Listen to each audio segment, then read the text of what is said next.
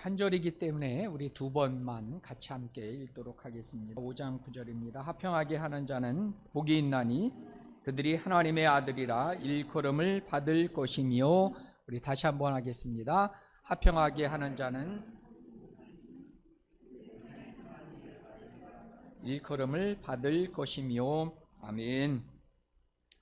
오늘 옆에 계신 분들하고 다시 한번 인사하도록 하겠습니다. 잘 오셨습니다. 날씨가 무척 또 어제는 또 20도가 넘어가고 더워지는 또 날씨가 됐습니다. 언제 또 추웠다가 또 언제 또 금세 더워지는 그런 날씨를 우리가 겪고 있습니다. 우리 성도님들 무엇보다도 건강을 잘 지키시고요. 또 코로나19가 여전히 또 이렇게 많이 또 이렇게 걸리고 있는데요. 우리 한 분도 오늘 또 코로나19 또 걸렸다고 갑자기 연락을 받았습니다. 그래서 우리 성도님들도 건강을 잘 지키시고 또 걸리더라도 그렇게 염려하지 마시고 또 잘 이겨나가시기를 바랍니다. 오늘 말씀의 제목은 화평하게 하는 자는 복이 있나니, 화평하게 하는 자는 복이 있나니, 팔복에 우리가 7번째 시간을 또 함께 나누도록 하겠습니다. 인류의 역사는 전쟁의 역사다, 이렇게 얘기해 볼 수가 있습니다. 미국의 월리엄 두란트, 제가 잠깐 한번 보여주시면요. 미국의 월리엄 두란트는 어떻게 얘기하냐면 인류의 역사가 기록된 3421년 중에서 전쟁이 없었던 기간을 268년 정도 이렇게 보고 있고요. 그 다음에 미국의 평론가였던 노만 커슨스는 기원전 3600년 이래로 지금까지 4만 5천 번 정도의 전쟁이 있었다고 합니다. 그리고 전쟁이 없었던 기간은 292년 정도 되고요. 이러한 전쟁으로부터 사람들이 죽었던 그런 사람들을 합치면 대략적으로 약 35억 명 정도 죽었다, 이렇게 얘기하고 있습니다. 엘빈 토플러 같은 경우도 어떻게 얘기하냐면 전쟁과 반전쟁이라는 데서 현대에 1945년도, 그러니까 제2차 세계대전이 끝난 다음입니다. 1945년서부터 1999년까지 전쟁이 없었던 기간은 단 3주 정도에 불과했다, 이렇게 얘기하고 있습니다. 이렇게 수많은 전쟁이 일어나면서요, 전쟁은 우리에게 많은 또 고통을 가져다 주게 됩니다. 우리가 쌓아놓은 문화도 재산도 한순간에 또 잃게 됩니다. 그리고 무엇보다도 수많은 사람들이 이 전쟁을 통해서 죽게 됩니다. 그리고 많은 사람들에게 전쟁으로부터 죽은 사람이 있기 때문에 수많은 고통과 상처를 남기는 것이 전쟁이라고 볼 수가 있습니다. 그런데 문제는 이러한 전쟁은 끊임없이 일어난다는 겁니다. 여전히 우리 주변에도 이 전쟁의 소문은 끊임없이 들려오고 있는 것들을 보게 됩니다. 그럼 왜 우리가 궁금해하지 않습니까? 왜 이렇게 사람들은 전쟁을 해야만 하느냐라고 하는 거죠. 그렇게 많은 재산도 파괴하고 수많은 사람들이 죽고 그 많은 고통을 주게 되는데도 불구하고 여전히 사람들은 전쟁을 일으키고 있다는 겁니다. 벌거벗은 세계사라고 하는 TV 프로그램이 있습니다. 제가 자주 즐겨보는 그러한 프로그램입니다. 이 프로그램 속에서는 세계 역사를 객관적으로 보여줍니다.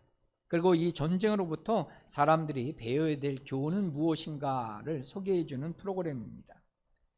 이 프로그램에서 일본의 메이지 유신에 대해서 소개한 적이 있습니다. 1867년에 이 메이지 유신을 통해서 이제 일본은 군부 독재를 이제 종식시키고 이제 일명 천황 체제, 왕정 체제로 이제 복구를 했습니다. 일본의 근대화라고 하는 것의 의미는 어떤 의미냐면 결국은 서양에 있는 우수한 무기가 들어왔다는 겁니다. 그래서 일본은 다른 나라보다 선진화된 무기를 가지고 이제 제국주의의 길로 나서게 됩니다. 그리고 이제 청일 전쟁을 이제 1894년도에서부터 1895년도에 걸쳐서 청일 전쟁을 일으키게 됩니다. 그 전쟁이 일어났던 원인은 결국은 우리나라의 종주권을, 소유권을 누가 얻느냐에 대한 싸움이었습니다. 일본은 이 청일 전쟁에서 이기게 되면서 이제 청나라로부터 엄청난 이제 전쟁에 대한 보상금, 배상금을 받는데요. 그 액수가 청나라 그 1년 예산의 2.5배에 달하는 엄청난 돈을 받게 됩니다. 그러면서 이제 일본이 깨달았던 건 뭐냐면 이 전쟁을 하면 돈이 되겠구나라는 생각을 갖게 된 겁니다. 그래서 이 받았던 돈을 가지고 일본은 군비를 확충하게 됩니다. 즉 군대를 기르고요, 배를 만들게 되었다는 얘기입니다. 그리고 이어서 러일 전쟁까지 벌이게 됩니다. 그래서 1904년서부터 1905년까지 9월까지 러일 전쟁에서 일본은 승리하게 되고요. 그 일본은 이제 아시아의 그러한 소국에서 강대국으로 이제는 이제 전 세계의 주목을 받게 됩니다. 이렇게 힘을 키운 일본은 필리핀도 장악하게 되고요, 말레이 반도에서 영국을 몰아내고 동남아 지역까지 차지하게 됩니다. 그래서 일본은 뭐라고 공언을 했냐면 대동아 공영권을 실현하겠다라고 얘기를 했습니다. 이 대동아 공영권은 뭐냐면 아시아 민족이 서양 세력을 식민지로부터 몰아내고 일본을 중심으로 이래서 그 하나의 일치된 하나의 그러한 나라를 만들어내겠다라고 하는 그러한 이제 제국주의적인 그러한 속셈이었습니다. 근데 이 일본이 이렇게 대동아 공영권을 내세운 것은요, 결국은 식민지 지역에서 자원과 노동력을 수탈하는 목적이었고요. 이러한 목적을 이루기 위해서 독립하려고 하는 나라들에 대해서 무자비한 탄압을 실시했음을 보게 됩니다. 이처럼 우리가 이 전쟁을 통해서 많은 사람들이 결국은 얻는 것이 막대한 부와 그러한 그 여러 가지 부수적인 수입을 얻기 때문에 그런 것을 우리는 보게 됩니다. 우리가 최근에 우리가 뉴스에서도 나온 이제 소련, 지금 말하면 이제 러시아죠. 이 러시아가 인접국인 그 우크라이나를 침공해서 지금 전쟁이 벌어지고 있는 상황입니다. 그 표면적으로 나타난 러시아가 그 우크라이나를 침략한 이유는 표면적으로 이 우크라이나가 나토에 가입하는 그 이유에 반대하는 겁니다. 왜냐하면 이 우크라이나가 이 나토라고 하는데 이 군사 조약에 가입을 하게 되면은 이제 유럽에 있는 군대들이 우크라이나의 마음대로 쉽게 들어오게 됩니다. 그러다 보면 인접국인 러시아는 쉽게 불안감을 느끼게 되는 거죠. 그래서 이 나토 가입을 반대하는 그러한 목적으로 침입을 했다고 볼 수가 있습니다. 근데 이것은 표면적으로 드러난 이유고요. 사실상 실제적인 목적은 돈 때문에 그렇다라고 많은 군사 전문가들이 얘기를 합니다. 왜냐하면 그 러시아는 이제 유럽으로 가스를 수출합니다. 근데 그 가스관이 어디를 통과하냐면 우크라이나 지역을 통과해서 유럽으로 보내줘요. 근데 만약에 우크라이나가 이제 러시아의 그 가스관을 차단해 버리면 이 러시아는 막대한 부를, 경제적 손실을 잃게 된다라고 하는 데 있습니다. 그리고 이 또 우크라이나는 또 많은 경제 자원이 있어요. 지금 이제 반도체 위기가 많이 나오죠. 그래서 희소한 그러한 천연 자원이 많이 있는 그러한 나라가 우크라이나라고 하는 겁니다.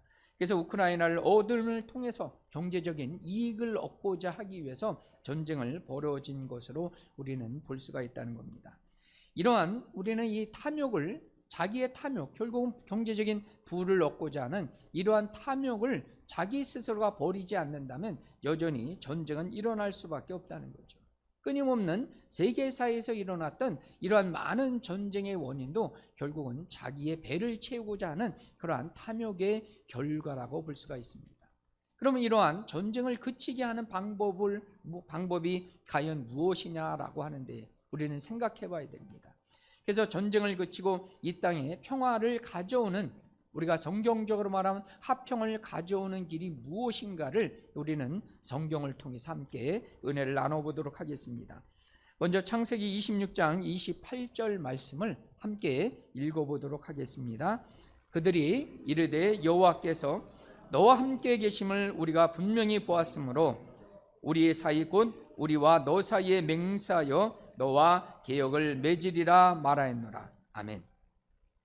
그래서 이 창세기 26장의 배경은요, 이삭에 대한 얘기입니다. 그 이삭이 이제 흉년이 들어서 이제 그랄 땅, 이제 애굽의 적경지대까지 내려가게 됩니다. 그래서 이 그랄 땅은 이 블레셋 왕의 땅이었습니다. 그래서 이 그랄 땅에서 이제 농사를 짓게 됩니다. 그러니까 농사보다도 이제 목축업을 하게 되었죠. 근데 이 목자들에게 있어서 가장 중요한 것은 이제 운물을 파서 물을 얻는 것이었습니다. 그러니까 남이 나라 땅에 와서 운물을 파자마자 물이 솟아나는 거예요. 그러다 보니까 이 그랄 지역에 있는 이 목자들이 이제 시기에서 그 운물을 뺏어 버립니다. 근데 이삭은 순수하게 그 운물을, 자기가 팠던 운물을 양보해서 넘겨주게 됩니다. 그러기를 그 포기하고 양보하고 또 다른 곳에 가서 운물을 파면 또다시 물이 나오는 거예요. 그럼 또다시 그랄 목자들과 싸움이 벌어집니다. 그때마다 이 이삭은 양보하고 또 다른 곳에 가서 운물을 파게 됩니다. 근데 이 광경을 지켜본 사람이 있었어요. 그래서 누가 지켜봤냐면 이 그랄 땅을 지배했던 아비멜렉이라고 하는 이 왕이 이 장면을 보았던 것입니다.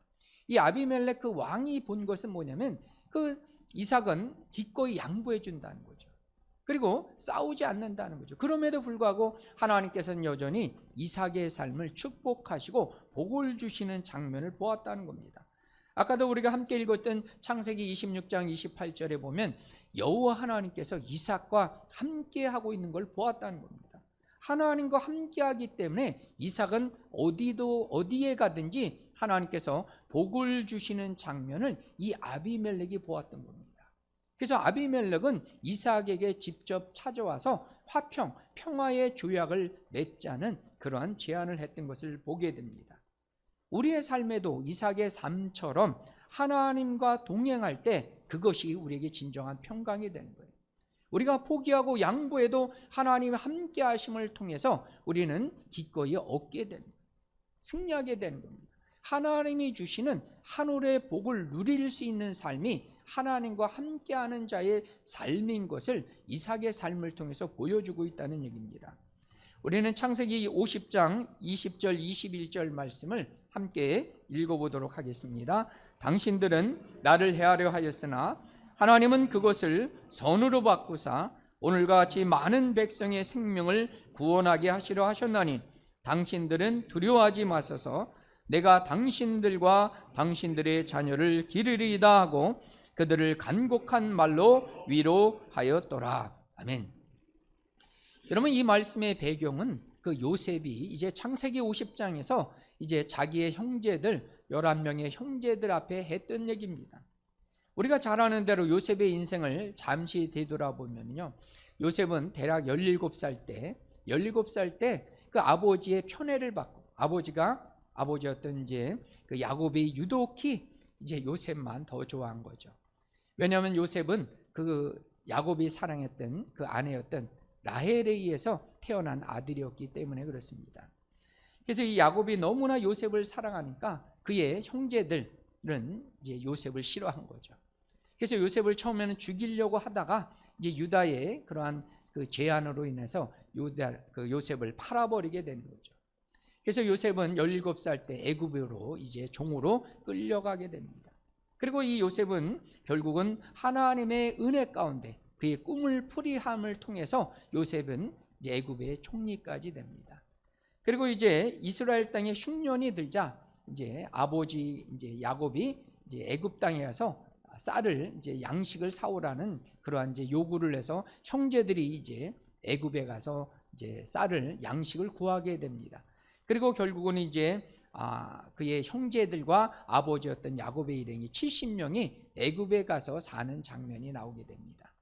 그런데 이제 아버지였던 이제 야곱이 죽자 그의 형제들이 불안해한 거죠. 자기들이 죽이려 했던 이제 요셉은 총리가 되었고 얼마든지 자기를 그 원수를 해코지할 수 있는 그러한 힘을 가진 요셉을 두려워하게 되는 거죠.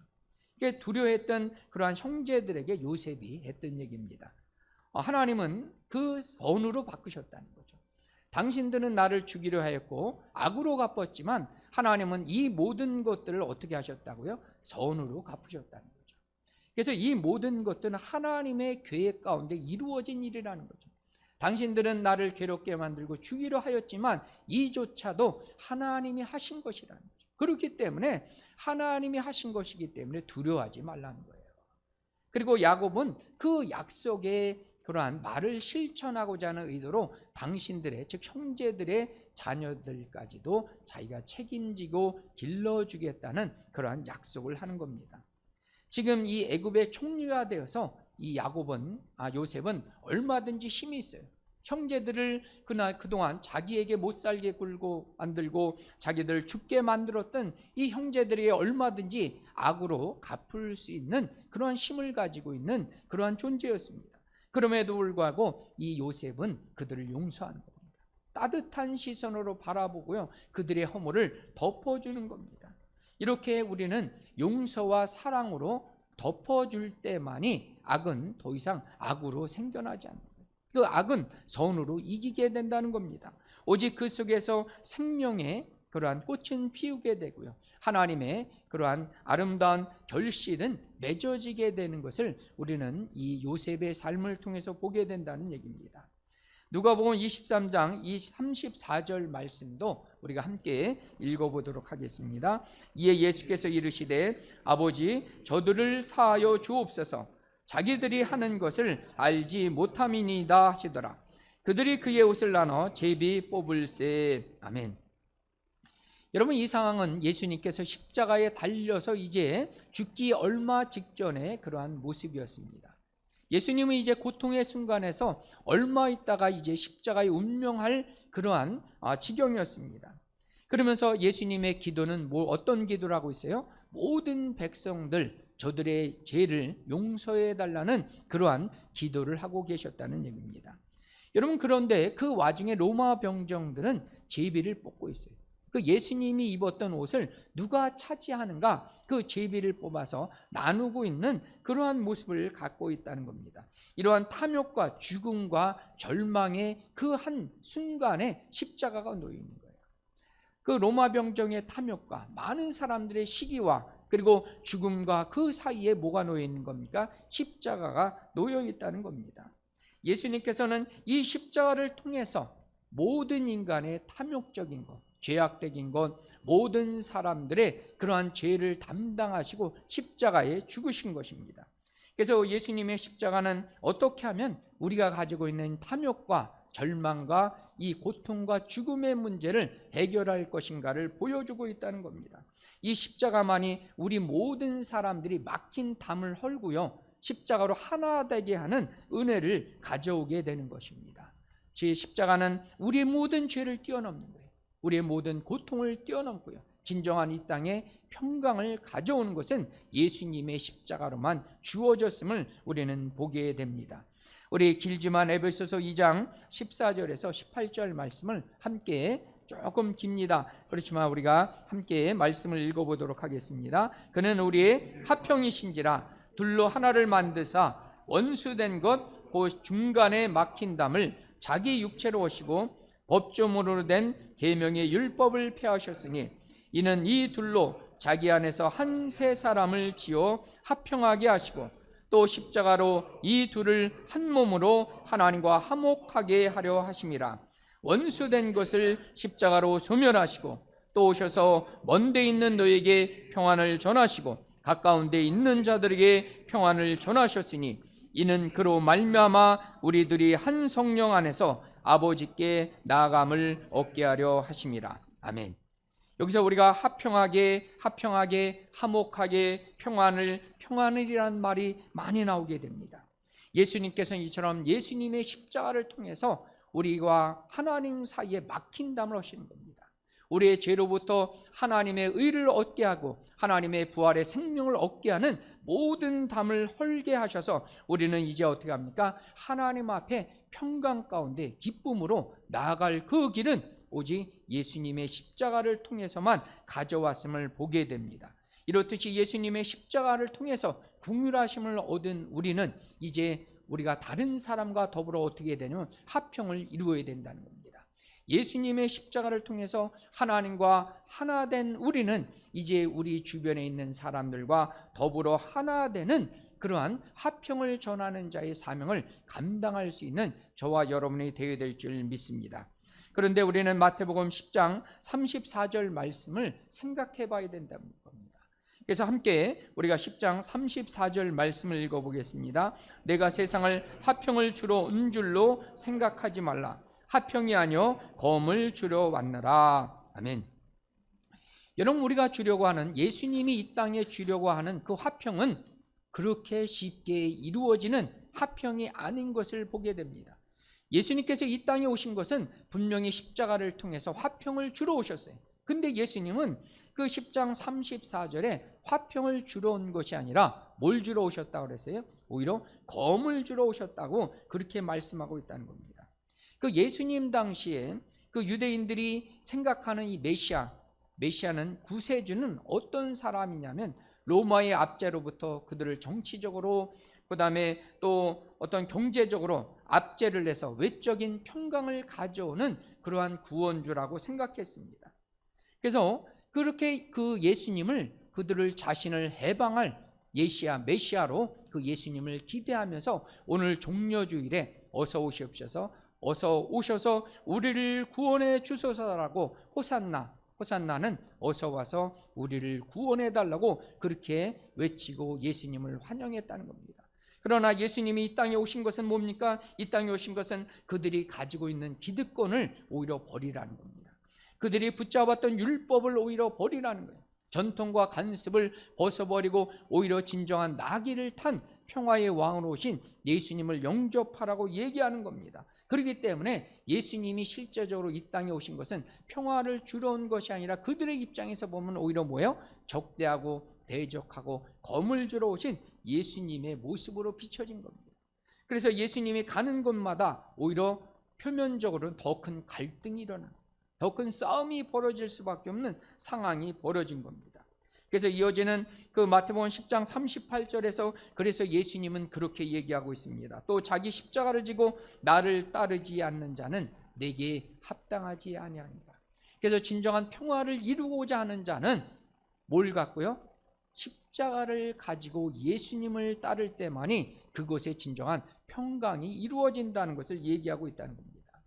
여러분, 이것은 역사적으로 예수님 당시서부터 시작돼서 역사적으로 이 사실은 증명되고 있다는 겁니다. 우리 초기 기독교의 역사를 보면은요, 초기 기독교를 역사를 보면 피의 역사가 있고요, 순교의 역사로 이어진 것을 보게 됩니다. 우리가 잘 아는 대로 그 64년경 네로 황제가 집권하고 있었던 그 시기에 첫 번째로 이제 대대적인 기독교 박해가 시작됩니다. 그 64년경에 그 로마의 그 화재, 불이 났습니다. 근데 이 불이 난 원인들을 이 기독교인들 때문에 이 불이 났다라고 그렇게 돌린 겁니다. 그래서 수많은 기독교인들이 그만 불에 타서 죽는 희생을 당하게 되었습니다. 그리고 박해를 받던 이제 바울과 그 베드로도 그 당시에 순교를 했다라고 보게 됩니다. 그리고 이어진 10번에 거쳐 그 10번에 계속해서 박해가 역사적으로 일어나게 됩니다. 그리고 이 디오클레티안 갈라리우스라고 하는 황제 시대에 가장 최악의 박해가 일어났다고 합니다. 교회는 무너지고요, 성경은 불태워졌습니다. 그리고 기독교인들의 그러한 권리는 정지됐어요. 그리고 재산은 뺏기게 되는, 그리고 많은 기독교인들이 희생자물로 바쳐진 그런 엄청난 박해를 받게 됩니다.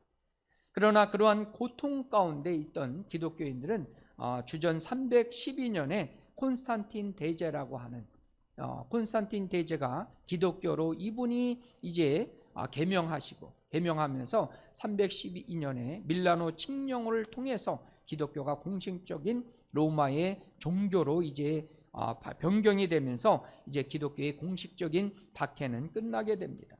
그러나 이렇게 엄청난 박해와 고통과 순교를 통해서 오히려 기독교는 생명의 역사를 꽃피게 됩니다. 수많은 사람들이 오히려 그러한 고난 가운데 믿음을 견고하게 했고요, 그 다음에 고난 가운데 믿음을 지킴으로 많은 사람들의 생명을 오히려 꽃피우게 되는 그러한 사건이 벌어지게 됩니다. 그래서 그 당시에 초기 기독교인들의 그러한 삶을 보면은요, 그것이 기록에 남은 것을 보면 오히려 이러한 고통 속에서도요, 이 기독교인들은 이웃을 돌보게 되었다고 합니다. 그들을 사랑으로 섬겼고요, 무엇보다도 정결을 지키며 살았다고 합니다. 그래서 그 당시에 로마 귀족들은요, 기독교인 여자들과 결혼하고 싶어 했다고 합니다. 왜냐하면 그 로마는 상대적으로 성적으로 타락한 지역이었어요. 그러나 이 기독교인들은 뭡니까? 믿음을 지키고 정절을 지켰기 때문에 오히려 이 기독교인과 관계를 맺고 그들과 함께 하기를 원했던 모습이 역사적인 기록으로 남아있게 됩니다. 그래서 이렇듯이 평화를 가져오고 죄와 싸우는 길이고 세상의 관습과 전통을 넘어서야지 비로소 이 땅 가운데 평강이 이루어진다는 겁니다. 그만큼 예수님이 이 땅에 주시고자 하는 평강은 쉽게 이루어지지 않는다는 겁니다. 우리는 어찌 보면 로마가 그 평화를 가져왔던 힘에 의해서 그 말발급에 의해서 이 평화를 지탱했던 시기가 팍스 로마나라고 합니다. 그 권력을 힘으로 눌러서 평화를 가져왔던 시기가 그 팍스 로마나라고 하는데요. 이 팍스 로마나를 가져오는 것은 쉬운 겁니다. 그러나 이것은 억압된 그러한 평화입니다. 일시적으로 긴장된 평화고요. 거짓된 평화입니다. 진정한 평화는 오직 십자가로만 완성된다는 걸 볼 수가 있습니다. 근데 그 십자가에 완성된 그 평화는 어떤 평화입니까? 피 흘림의 평화라는, 때로는 순교의 평화고요, 때로는 죽음의 길일 수 있다는 겁니다. 그리고 이것은 세상을 섬기는 길이고요, 세상으로부터 내가 낮아지는 그 길만이 오히려 세상의 평화를 가져오고 많은 사람들에게 진정한 생명을 가져오는 길이라는 것을 예수님과 이 역사적으로 우리에게 보여주고 가르쳐주고 있다는 겁니다. 하나님께서는 우리 모두를 화평의 대사로, 평화의 대상으로 우리를 임명해 주셨습니다. 고린도후서 5장 18절 19절 말씀을 우리가 함께 읽어보도록 하겠습니다. 모든 것이 하나님께로부터 났으며 그가 그리스도로 말미암아 우리를 자기와 화목하게 하시고 또 우리에게 화목하게 하는 직분을 주셨으니 곧 하나님께서 그리스도 안에 계시사 세상을 자기와 화목하게 하시고 그들의 죄를 그들에게 돌리지 아니하시고 화목하게 하는 말씀을 우리에게 부탁하셨느니라. 아멘. 여러분, 우리를 하나님께서 그리스도의 대사로 부르셨어요. 이 대사는 뭡니까? 왕의 임명장을 가지고 세상에 파견된 전권대사예요. 그럼 우리가 할 일은 뭐예요? 먼저 우리는 그리스도 예수 안에서 그 십자가를 통해서 하나님과 화목된 사람들이에요. 얼마든지 그리스도 예수 안에서 우리는 하나님과 화목돼서 마음껏 하나님께 예배하고 하나님을 찬양하는 존재 되었다는 겁니다. 여러분, 이렇게 화목하게 된 우리를 통해서 하나님은 우리를 통해서 세상에 있는 사람들이 하나님과 화목하도록 우리를 불러주셨고 그 일을 위해서 우리를 이 땅 가운데 보내신 사람이라는 거예요. 그래서 우리가 이 땅 가운데 하는 것은 뭐냐면 하나님과 화목하게 하는 일을 해야 된다는 겁니다. 아까도 얘기했지만 예수님께서 이 땅에 오신 것은 뭐예요? 화평을 주러 온 것이었지만 검을 주러 오셨다고 했어요. 그래서 그만큼 이 땅 가운데 예수님이 가신 길에는 고난과 박해가 있는 것처럼 우리가 세상을 화평을 주려 할 때 그것은 쉽지 않은 길이라는 겁니다. 세상의 권세와 싸워야 되고 간섭과 싸워야 되고요, 전통과 싸워야 되는 거죠. 여러분, 그러나 우리가 이 세상을 이기는 길은 어디에 있다는 거예요? 섬기는 길에 있다는 거예요. 십자가를 통해서 섬기는 길이고 사랑으로 섬기는 길이고 낮아지는 길만이 우리가 세상 가운데 하나님의 살아계심을 보여주는 길이라는 거예요. 여러분, 그 길을 누가 보여줬어요? 예수님이 보여줬고요. 우리가 말했던 이삭의 삶을 통해서 보여줬다는 거죠. 내가 취할 수 있지만 기꺼이 양보해 주는 거예요. 내가 누릴 수 있지만 남을 위해서 기꺼이 포기해 주는 겁니다. 우리가 요셉처럼 악을 악으로 갚지 않는 거예요. 그리고 그들을 오히려 그들의 자녀들까지도 길러주고 양육해 줄 수 있는 은혜를 베풀어 주는 것, 하나님의 크신 사랑을 나누어 주는 것만이 세상 가운데 뭐예요? 진정한 화평을 이루는 길이 된다는 겁니다. 여러분, 그렇게 할 때 하나님께서 우리에게 주신 건 뭡니까? 하나님의 자녀가 되는 거예요. 그렇게 살아갈 때 그런 사람들에게 주시는 복이 뭐예요? 하나님의 자녀가 된다는 거예요. 여러분, 하나님의 자녀는 어떤 특권이 있어요? 하나님이 주시는 뭐가 있어요? 권세가 있어요. 아멘이시죠? 하나님의 영접하는 자, 우리가 잘 아는 대로 요한복음 1장 12절에 영접하는 자, 하나님을 믿는 자들에겐 하나님의 아들의 권세를 주셨어요. 권세가 있는 거예요, 우리는. 그리고 또 뭐가 있어요? 아들이면 상속권이 있는 거예요. 아버지의 것이 다 우리 거예요. 우리는 세상의 작은 것 포기하지만 하나님은 뭘 주세요? 하늘의 것, 이 땅에 풍성한 것을 주시는 것이 자녀된 자의 특권이라는 거예요. 아멘이시죠? 그래서 우리는 힘이 없는 것 같지만 오히려 하나님이 주시는 능력을 갖고 사는 거예요. 권세를 갖고 사는 거예요. 세상에 감당치 못한 그 권세와 능력이 하나님의 자녀에게 주어지는 어떤 사람이에요? 십자가를 통해서 기꺼이 양보할 수 있는 자예요. 십자가를 통해서 이 땅을 섬기는 자들에게는 하나님이 주시는 권세가 있어요. 그리고 우리는 뭐가 있다고요? 하나님이 주시는 상속권. 아버지 것이 내 거예요. 아버지 것이 내 거라는 거죠. 하늘과 땅의 모든 것이 다 아버지 것인데 이것이 내 것이 될 수 있는 그 은혜를 줄 수 있다는 겁니다. 그래서 하나님이 주신 능력을 가지고 하나님이 주신 것을 가지고 우리는 세상을 섬기는 자 되어야 된다는 거예요. 그래서 하늘의 복을 받아 누리지만 그 받은 복을 가지고 우리는 뭡니까? 이 땅을 섬기며 살아가는 사람들이에요. 그럴 때 우리는 아비멜렉이 이삭을 찾아온 것처럼 우리는 뭐예요? 세상 사람들이 우리를 통해서 하나님을 보는 거예요. 하나님 복을 주시는 하나님, 화평케 하시는 그 하나님을 복을 주면서 복을 주시는 그 하나님을 우리의 믿음의 삶을 통해서 보여주는 겁니다. 그래서 우리를 통해서 진정한 평강이 이 땅 가운데 이루어지고 구원이 선포되는 놀라운 삶을 살아가는 것이 하나님과 화평한 자의 삶이고요, 하나님께 복을 받은 자의 삶이 될 줄 믿으시기를 축복합니다. 이제 말씀을 맺히면서 사진 한 장을 보여주면서요 오늘 말씀을 맺힐까 합니다. 이 사진에 나온 아마 보신 분도 있는데요, 그 보스니아 내전이라고요, 그 유고 연방 지역에서 그 내전이 많이 일어났습니다. 종족끼리, 그 민족끼리 이제 싸움을 벌어지면서요, 타민족, 같은 민족이 아닌 민족들을 몰아내는 그러한 그 학살을 자행했습니다. 그래서 1992년 5월 27일 날 수도인 사라예보 거리에서 한 첼리스트가 이제 그 곡을 연주하기 시작했다고 합니다. 전날 폭격으로 인해 무고한 시민 22명이 사망한 것에 대해서 애도를 표현하였던 이 위에서입니다. 검은 옷을 입은 그는 폭격으로 인해 모든 건물이 무너진 잔해 속에서 홀로 첼로를 연주하기 시작했습니다. 그의 이름은 사라예보의 오케스트라 단원이었던 그 베드란 스마일로비치라는 사람이었습니다. 그래서 이 스마일로비치가 연주했던 곡은요, 알비노니의 아다지오라는 그러한 곡이었다고 합니다.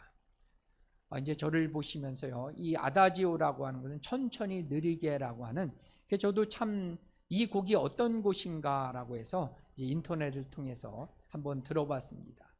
참 아름다운 곡이었습니다. 그래서 우리에게도 이러한 아다지오 같은 그러한 곡이 필요한 겁니다. 전쟁의 폐허 속에서 많은 사람들이 죽어가고 있는 그 속에서 우리는 천천히 그리고 느리게 남을 섬기고 위로해 줄 수 있는 사람이 필요한 거예요. 그렇게 남을 위해서 우리가 기꺼이 위로해 주고 그들을 위해서 우리가 애도해 줄 때 어떻게 합니까? 전쟁은 끝하게 되는 거예요.